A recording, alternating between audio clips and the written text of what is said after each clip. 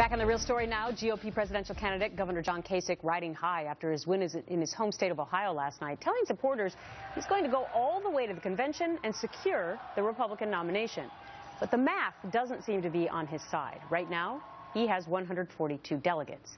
It takes 1,237 delegates to clinch the nomination, with just 1,073 delegates yet to be chosen. So that would mean Kasich would need to be, well, he'd need to win more than 100% of them. Joining me now, Montel Williams, retired Marine, veterans advocate, talk show host, and Kasich supporter. Montel, great to see you again. Thanks for being on The Real Story. Gretchen, thanks for having me on. Really, thank you. So I know as a Kasich supporter, you were thrilled last night with the Ohio outcome.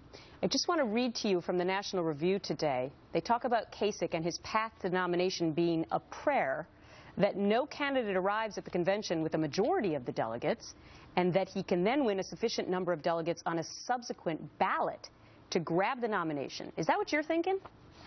Well, you know, we know that now the convention is going to be one, whether you call it contested, broker, way you want to put it. I don't believe that Mr. Trump has the ability either to get the golden number. And so I think John should stay in, Mr. Kasich should stay in, Governor Kasich should stay in, and he should fight out the good fight. And I think that what you're seeing, especially in Ohio, you saw some Democratic voters in Ohio say that, you know, they just weren't happy with the Democratic side, so they were going to vote on the Republican side. But some of them were saying that they were going to pick Kasich. So I think the jury is out, Gretchen. I really do. I mean, you know, I heard today that, you know, the Cruz camp is saying that, you know, Kasich is now proven to be a friend of Hillary's. I mean, it's absolutely absurd. There is absolutely zero chance for Cruz to also do well west of the Mississippi. Okay. And so I think what we ought to do is keep an eye on the prize, and let's see what happens when we get to the convention. Well, no doubt that your candidate Kasich is the most moderate now of the three remaining. But let me ask you this.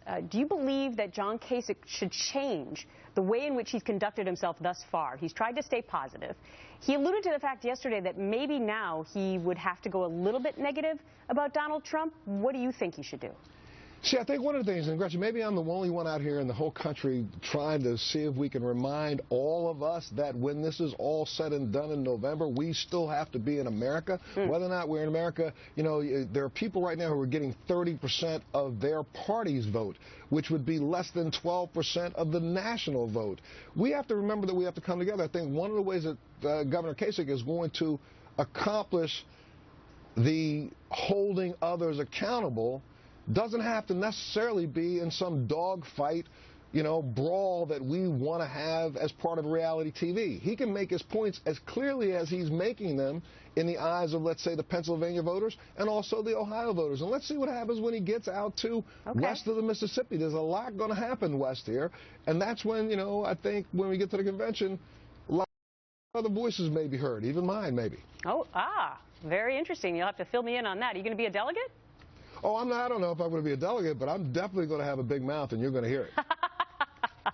Okay. You were also a former member of the military. I want you to check out this survey of American military personnel. Finds that Donald Trump, followed by Senator Bernie Sanders, are the troops' top choices to become the next commander-in-chief. Are you surprised at that? Well, let me just say something. What people have to understand is that this survey, even by its own admission, has zero really credibility because you can't even figure out the margins of error whether or not it's true or false. But let's just look at it on the surface. The highest numbers that Donald Trump got was about 30% of people who say they support him. But what was so troubling is that there's a large percentage of those military officers and enlisted personnel who say unequivocally they could not stomach him being the commander-in-chief. Multiple have stated that they would resign their commissions or resign from service upon his, you know, swearing in. So how disruptive is that going to be at the end of the day? And let's remember again, Gretchen, right now, Mr. Trump can claim that he's got 40% of the Republican vote in these primaries, but that's really less than 15% of the national population. Let's see what happens when the rubber meets the road. And, and look, I respect our military service members. They can pick and choose anybody they want, every single one of them. They have a right to do so. But I think, you know, what they have to remember is that when you look at the people out here playing in the playing field, remember, while John McCain was in a POW camp holding down the truth of what democracy in our country is all about, Donald Trump, by his own admission, was chasing skirts in New York City. And remember, he asked for, that's in his own book.